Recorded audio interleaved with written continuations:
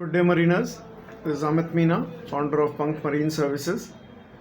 In today's video, I'd like to stress upon a very important factor, that is the record keepings of the various activities which takes place on board the vessel. See, suppose you are on an offshore vessel, so you have to keep it in mind that following the rules and regulations which are laid down in the ISM is very, very important.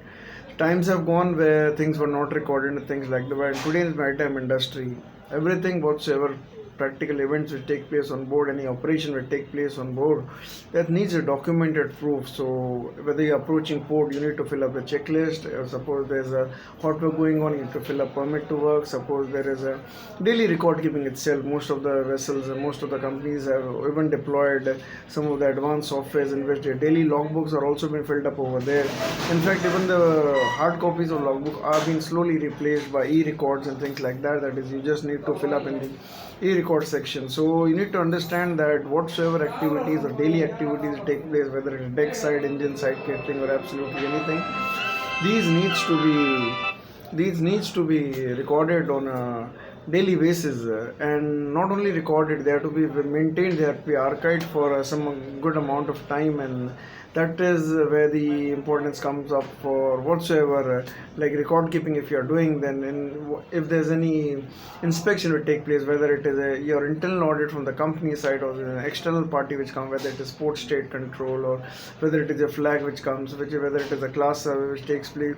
So any given parties, the port authorities which come up, so any given parties who come up on board, they'll be definitely checking the whatsoever activities, operations or events, or whatsoever loading operation, discharging operation takes place.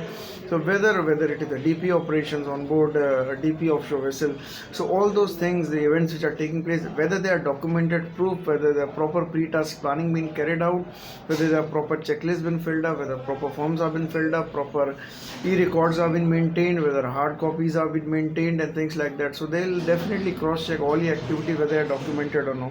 That is the primary motto behind the ISM code.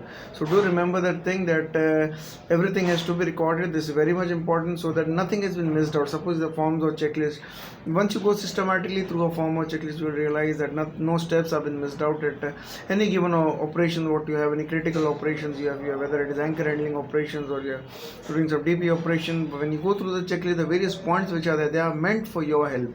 They are meant for the safer operations on board the vessel, so that the vessel is safe, the crew is safe, the cargo is safe, the environment is safe.